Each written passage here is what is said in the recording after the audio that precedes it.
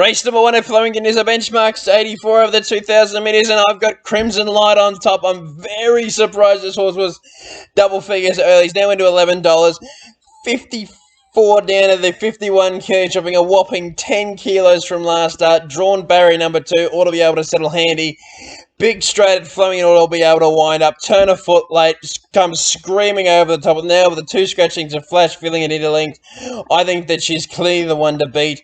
Star Vega for second was unlucky last start and should have beaten El Soliato. El Soliato in good form gets Jamie Carr. And Acroteria I thought could run really well as well. I think Aramco's under the odds at 215, has to step up in grade. But I'm with Crimson Light race 1. I'm hoping he can get over the line for a good friend. 35 each way. Crimson Light. Race number 2 at Flemington is a benchmark 70 over the 1,100 metres, and I'm with Ouroboros on top. I cannot believe you're getting $4.20. This horse should honestly be $1.70, $1.60, and deserves the win here. And I think we'll be winning first up. Ran Cylinder within a half a head last campaign in the Vane Stakes. That's good enough form to win this. That's very good form to be winning this. Trialled like an absolute bomb leading into this, and I just think we'll get the lead up on the fence, and they won't catch it. It'll do what Chester Warrior did a couple of weeks ago. Find the rail, kick away and win. Surety for a second. Also accepted for Mooney Valley on Friday night. I think can run really well here. If it runs here, Big Watch will be charging home with Chester Warrior. Will also be up on speed. But Ouroboros, I think his class gets him over the line. 50 the win. Race number 3 at Flemington is the listed Tangerine Stakes over the 1,100 metres down the straight. And I'm with Champagne tonight for Jamie Carran with Peter Moody and Kath Coleman. I think this horse has got supreme speed and can prove hard to beat with the 55 kilos. Ought to go straight to the front and find the rail. It will be on the right, is on the right side of the straight, and will have the rail to guide it. And has, like I said, sustained speed. And I don't think they're going to beat it. E-Jack can run really well at $11. Has tried like a bomb recently at Balnarring. Counter offensive is coming out of the good race behind Coleman and Anisa, being the Chairman's. And Continental Express, I thought, ran really well. Oh, has been trialling really well. But Champagne tonight for mine and the Talendert. This is a special filly. 35 each way. No, 35 the win, sorry. Race number 4 at Flemington is the benchmark 84 over the 1,600 metres. One of the 2 most open races on the day. And I've gone with one of the bit of value here. I'm going with Belle Savoie. Third up, hard fit. Was a cracking run last start. Lightweight here. Luke Curry in the settle for Nick Ryan. Barrier number 7 ought to settle in a handy position. And has a very good third up record. Having 2 starts third up for a second. And last start at Mooney Valley came charging home and was one of the eye catchers in this grade. So 1,600 metres last start in this grade. 1,600 metres here in the benchmark 84. I think it can repeat the dose, but with a win. And at $8, I think it's over the odds. Who Dares will be up on speed, flying along for a long way. Just a query what will have left in the locker come the 500. Up and under, I think, can run well the important green belt. Can we finally see a best? We'll find out. But Belle Savoie for mine, race 4 at Flemington. I like its chances. 25 to win. Race number 5 at Flemington is the Group 3 Francis Tricity Stakes over the 1,400 metres, and I'm with Wishlor Lass on top. Ought to fly in the front, and the race looks absolutely no speed bar Sparkle. And I think can get to the rail first and prove hard to beat. Ran really well in the lead up to the Empire Rose and ran a credible 6th in the Empire Rose.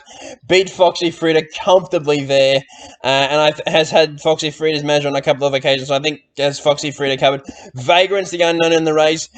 On the way up, progressive. Won the Jeffrey Balmain last start and ought to be up on speed or settling in a handy position from barrier number 2. Revolutionary Miss in for 4th has fitness on her side to prove hard to beat. But I'm with Wishlor Lass to find the front and prove hard to beat for Damien Lane, 40 the win. Race number 6 at Flemington is the Group 3 Tab Vanity over the 1,400 metres, and I'm with Molly Knickers on top. This horse is clearly the one to beat. I think one of the 2 favourites will win it. I'm pretty confident here on Molly Knickers.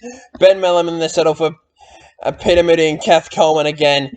Drawn the outside barrier, but if it can settle back, get some cover, it'll come storming over the top of them. Produced at the 300 metres, and they'll be too good for them. Infatuation will be up on speed for a long way. They will have to work to get there from the outside draw.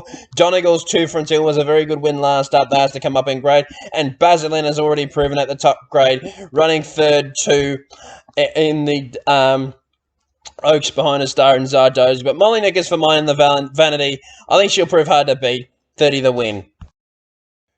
Race number 7 at Flemington is the Group 3 C.S.Hayes, named after a champion trainer, and I think King Colorado can win it here for Kieran Maher. Mark Zara in this was an absolute screamer, storming home first up in the Manfred.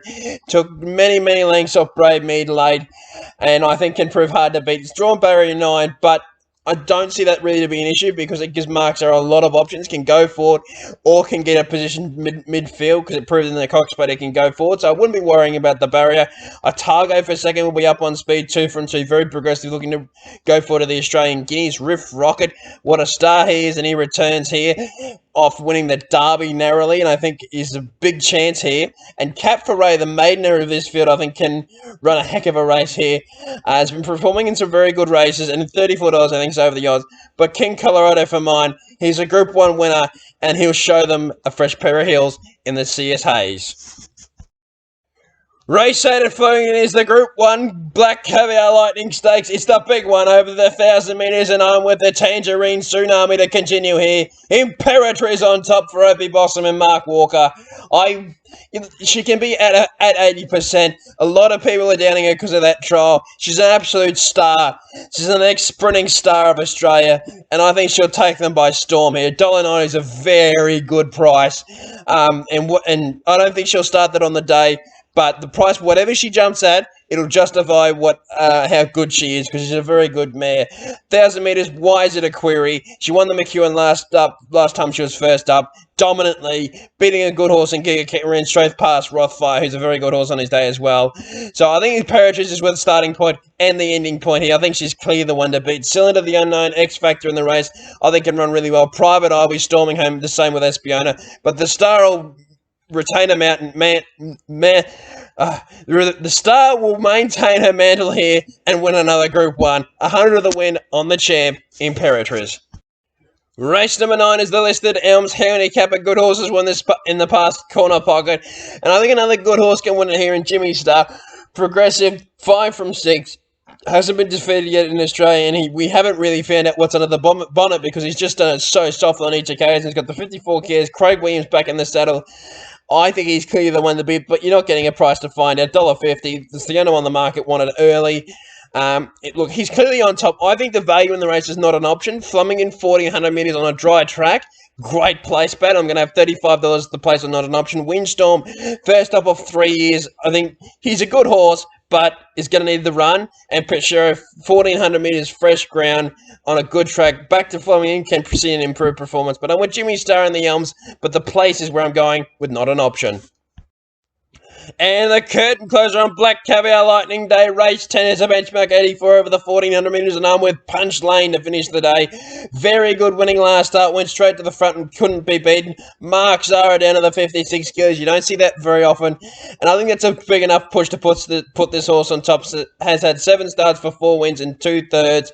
I think this horse is near enough a good thing in the last. Meridius for second, I think, is over the odds. Running really well.